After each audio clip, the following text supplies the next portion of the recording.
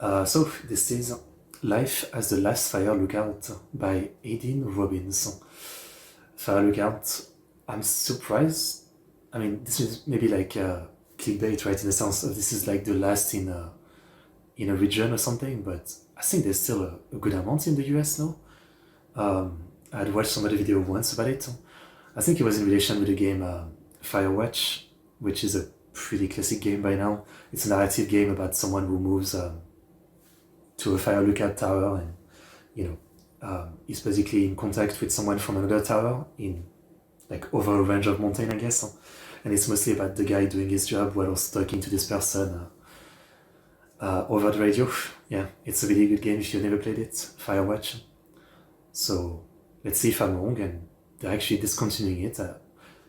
Maybe like you don't actually need a person to do this anymore, like you can just use technology. I don't know, let's find out.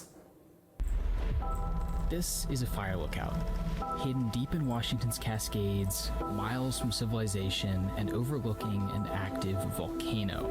Wow. I want to tell you a story about how we got here, but more importantly, about how this tower got here, and the man who's living inside fighting to keep it here. But this story doesn't start in the Cascades. It starts in my own backyard, North Carolina. The mountains are smaller here, and none of them are volcanoes, but they're still more than beautiful enough to get me outside.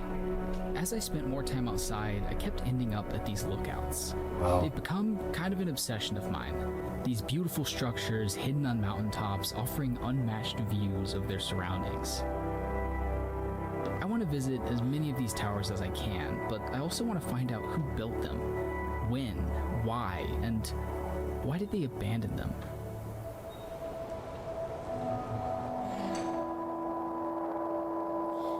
Good questions, I would say. That's a shot. Those questions eventually brought me here, to the Northwest, the beautifully imposing landscape where all of this started, over a century ago.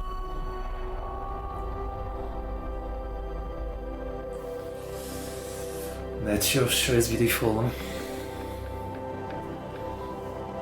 Look at this.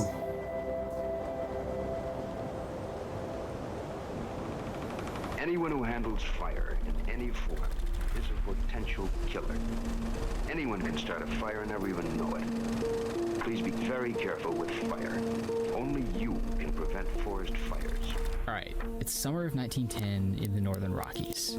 People are flocking here, cutting trees and building railroads that spew cinders into the forests. The snow's melted early, and summer hasn't brought a drop of rain, but lightning storms have lit thousands of small fires. And on August 19th, a massive current of wind blows through these mountains, combining them into a single, massive wall of flame. Hundreds of feet high, over 2,000 degrees Fahrenheit, carried by hurricane-force winds at inescapable speed. This fire consumed 3 million acres of land and killed 86 people, more than horrific enough to put it at center stage in outdoor policy. The Forest Service was founded just 5 years prior and was not popular. Congress was squeezing budgets and salaries. Rangers were barely paid, had to buy their own gear, and were threatened and attacked out west. But this fire was an opportunity to prove themselves, to show the country that protecting forests was worth it, by preventing this from ever happening again. Their strategy at the time was to eradicate fire from the landscape, putting out any fire as quickly as possible.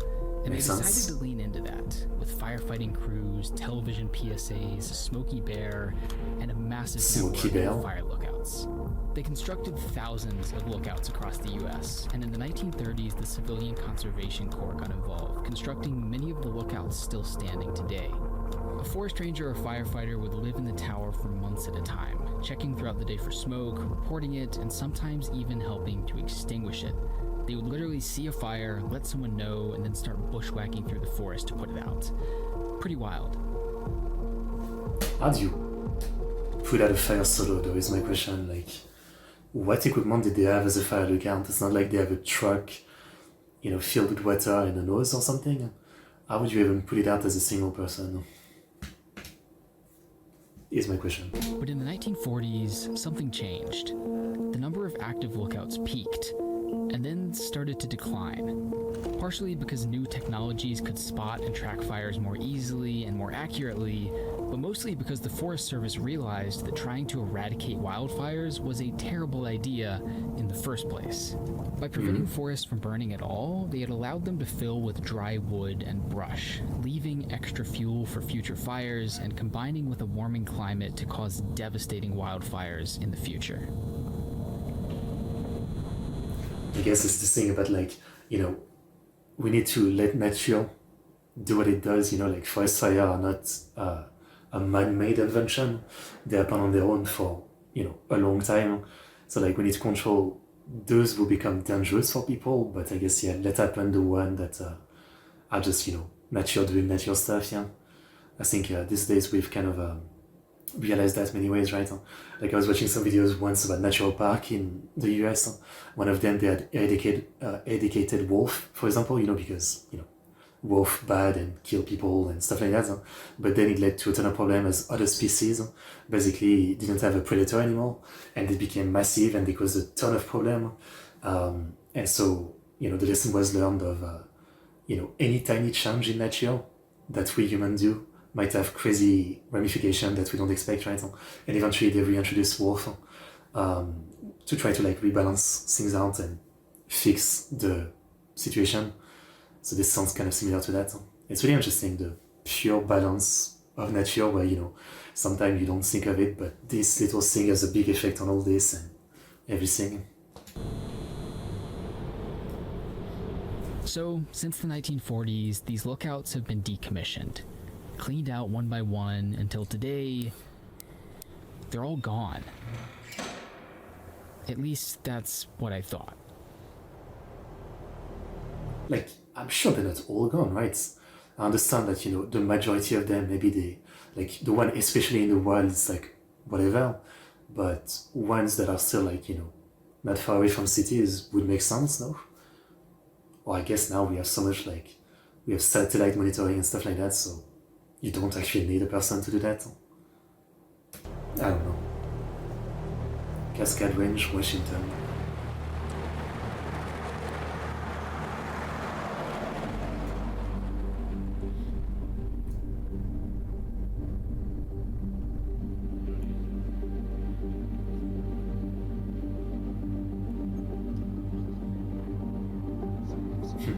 Kind of a small side story, but when I was younger and I was first looking for a job and, I was kind of going for anything because I had no qualification, there was a posting. I used to live in the countryside of France, in the south, a very foresty kind of place.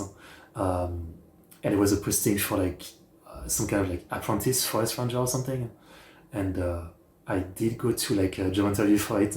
It was one of my earliest job interviews, so I was like extremely nervous and extremely bad at it. In the first place, I'm like not good with people, so like sitting in front of a bunch of people, as they interview you, yeah. It didn't go too great and I didn't get the job, but I really thought I would. Well, I really thought I would.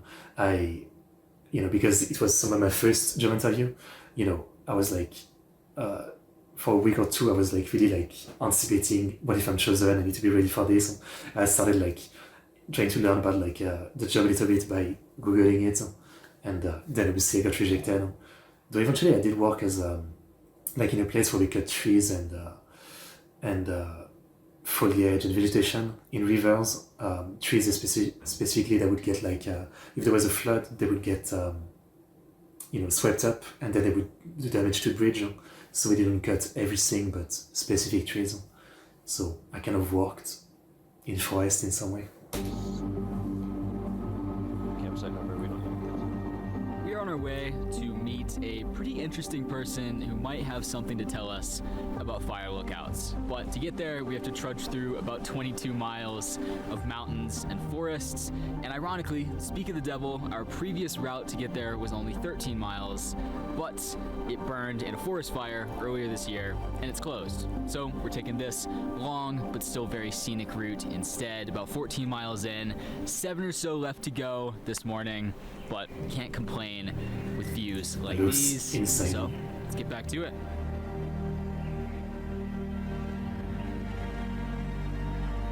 What a view.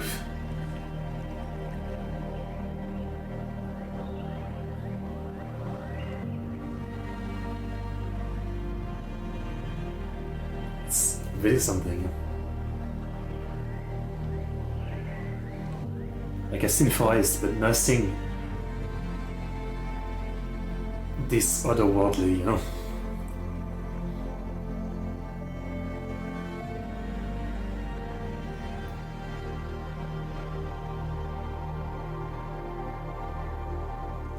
There it is.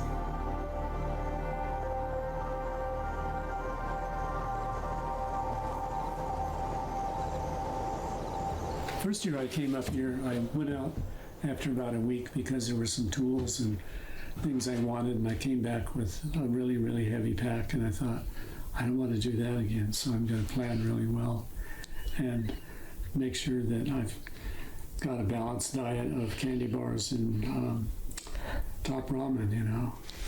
I'm being a little facetious, but really that's kind of what it turns into. This is Russ Dalton. He's a retired forest ranger and one of the last active fire lookouts in the world. What did the career trajectory look like to get here? What context and situation led to becoming one of the only fire lookouts in the world? Okay, how did I end up here? I had a unique skill set, I guess. And I did a lot of years with the National Park Service sampling all the kind of seasonal jobs. Fire crews, I was an interpreter, doing guided walks and evening programs in the campgrounds, working visitor desks, worked with youth programs a lot, doing trail work. Did a lot of bridge work too. Had a 10-month job a year working on a trail crew. And then that brought me over here to the Cascades where I worked trail crews, and then got into carpentry with North Cascades National Park. It wasn't until I moved over to the Cascade Range when I was in my 40s and had a chance to work on some fire lookouts. One was the Park View lookout. Worked on the Hidden Lake Peak lookout. Carried up lumber to put in another shutter. And then later I visited the Copper lookout and the Sourdough and the Desolation and had a better understanding of how they were put together. And so felt pretty comfortable taking on this place here. I check in twice a day so that they know I'm alive and well. Having checked in and tidied up the place on myself for the day, then I'll take on whatever projects that I've lined out for myself. Worked on the tower, mending it where it was cracked and putting plates on it. Dealt with all the shutters. In the case of the inside of the lookout, it hadn't been painted in about 50 years, I think. I took that on, and I repaired the furniture and painted it. I had a roof to put on this year, so that took more of my attention. In the course of the day, I would see 10, 20, 30 people come to visit the place. So I would take off my painter's hat and put on my interpreter's hat. And I guess there's a lot of people trekking and exploring forests, so you're not that isolated. You are isolated, but yeah, I guess it's not bored. I was gonna say, obviously I'm not the kind of person for this, right? Not only do I have none of the skills for any of this, I couldn't repair anything, but yeah, it's something, I don't think, at first I thought this was probably very lonely, but I guess maybe not as much as you think. Yeah, there's quite a bit of people coming around. And I don't know if you have good internet reception here, but you could probably have a PC and potentially, talk to people over the internet, so it might not be that lonely, yeah. But back in the day, it probably was pretty lonely beyond just your radio, yeah.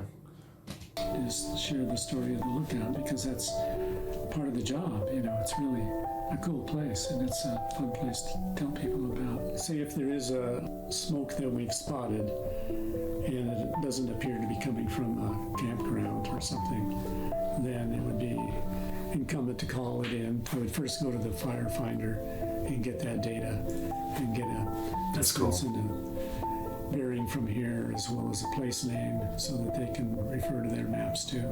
In this case, it's more of being a passive observer, not so much the prescribed watching for fires like I had mentioned earlier, where you have to every hour on the hour be looking for smoke. And that's the thing. Russ isn't really here to look for fires.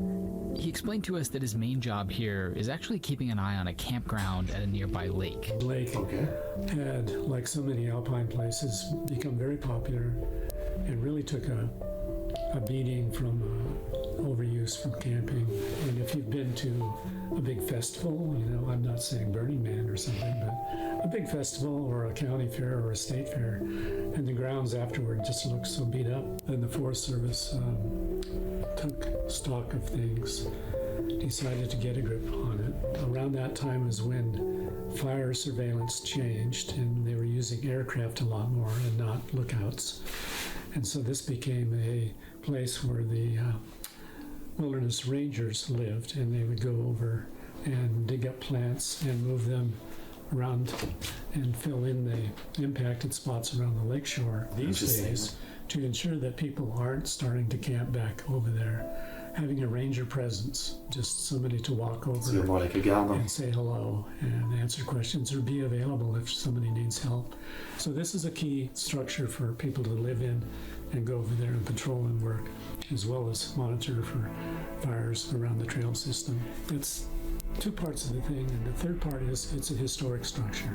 Yeah. There were, I think, 8,000 lookouts in this country at one time, and there are just a handful now.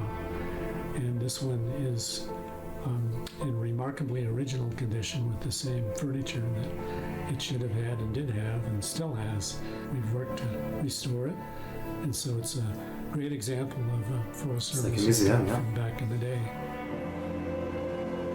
In any number of days when I wake up and just look out the windows here, or by moonlight, It's one of the try views. and see Glacier Peak in the moonlight. It's really such a lucky thing to see. Man, the views.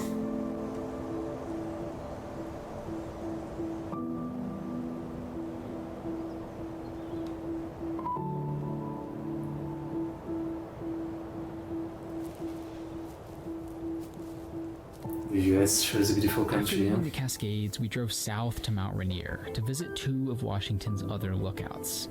These towers exemplify one of my favorite things about these lookouts, that the Forest Service accidentally built some of the coolest hiking destinations imaginable. Fire lookouts were intended to spot fires, so they were built on high peaks with expansive visibility of the surrounding area, which makes for an incredible view. And when the lookouts were staffed, forest rangers needed a way to access them, so the roads and trails are already there. Yeah, no wonder these lookouts are some of the best hikes in the country. A lot of lookouts, including this one, are now part of national parks and forests and are maintained for hiking. And some towers have even become homes and Airbnbs. Back Really? up in the Cascades, you can rent the top cab of Haybrook Lookout to spend the night. Those lookouts are popular hiking destinations, but others aren't so lucky. Many are falling into disrepair or being demolished. I mean, you can't save all of To me, them. these towers are skeletons. Gutted, wiry frames, all that remains of a long-forgotten approach to the outdoors, and ready to fade away if we don't take care of them. And that brings me to the tough, inescapable question surrounding fire lookouts. Are they worth saving? I think it's like many things of, ancient time, right? It's like you can't really expect to conserve every single like old building, but some of it definitely for history, right? But yeah, I mean, imagine like in cities, they decided to like never destroy any kind of building from 100 years ago to keep how they looked, and then that wouldn't really work for like the development of the city, rebuilding buildings to like modern standard and stuff like that, right? I mean, I understand saving some of them for the history of it, as museum and stuff like that, but yeah, like everything, you can't really keep everything, Is it worth spending time and money to maintain hundreds of lookouts that aren't actually looking out? You've had decades of experience working in the outdoors, in national parks, national forests. Are there any significant changes that you've noticed and have been able to observe in the way that we interact with the outdoors and environmental policy? I can think back, 50 years ago when I was doing backcountry work, and the impact from people was so much.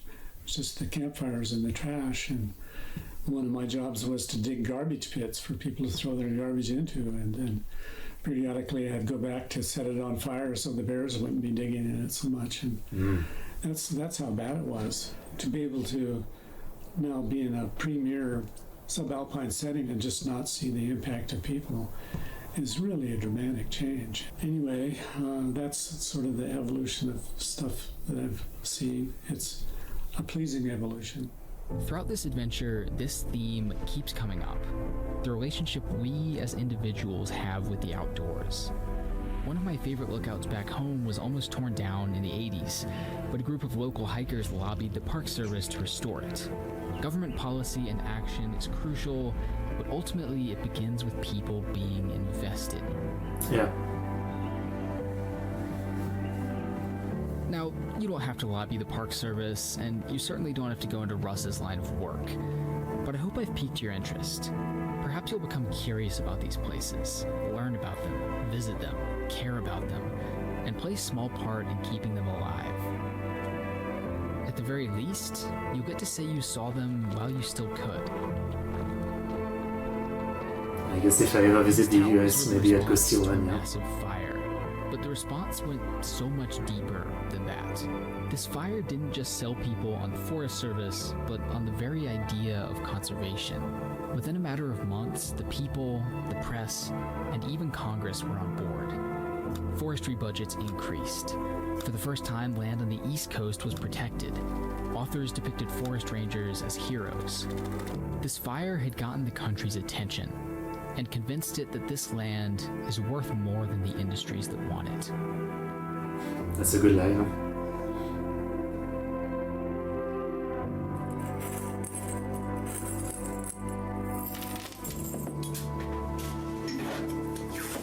The fact of the matter is, a vast network of fire lookouts isn't necessary for spotting fires anymore, and we don't always even need to spot fires anymore. But sometimes that just doesn't matter. Sometimes it isn't about spotting fires, or driving tourism, or harvesting timber. Some places deserve to be protected for their beauty alone. Some places are just special. I agree. You are a That's a view. volunteer, and you're working clearly very hard to keep this structure, but also the fire lookout tradition going. Yes. Why would you say it's important to preserve the lookouts and the lookout tradition? I think the answer I would give is similar to, I've worked on a couple of cabins that were restored. And it's one thing to read the account of the homesteader, but it's another thing to stand on their front porch and look out at their orchard and hear their words. And if the lookout wasn't here, you can read about it, but it wouldn't be the tangible experience of being in a lookout and being welcomed in it, to see what life would be like for a few minutes, to just stand here and take it in. Lived experience are important, yeah. I get it. I mean, again, I'm sure that for the foreseeable future, yeah, there'll still be like some lookouts that are maintained as, you know, mini museum and hiker spots. So yeah, I don't think, well, they might not be fire lookouts anymore in terms of like what they're used for. I think they'll still be, you know, somewhat important. And I don't really see them really going out of, like, I don't see all of them disappearing or something anytime soon, at least. Eventually down the line, you never know, right? But yeah, it's interesting. Great video. The landscapes are just breathtaking. It does make me want to play like a Firewatch game, but that's more, you know, an actual simulator, because Firewatch is still like more of an actual story game. But yeah, great video. I mean, incredible location, that's for sure. I can't imagine though. Like, I definitely wouldn't do it. You know, it's like, it's nice and all. I would hike to this place, but yeah. This, you know, lighthouse keeping and stuff like that, yeah. It's beyond me. It's too like isolated from civilization. This is beautiful. Great video. Okay, well, I like stuff like this. If you guys have more videos like this, don't hesitate.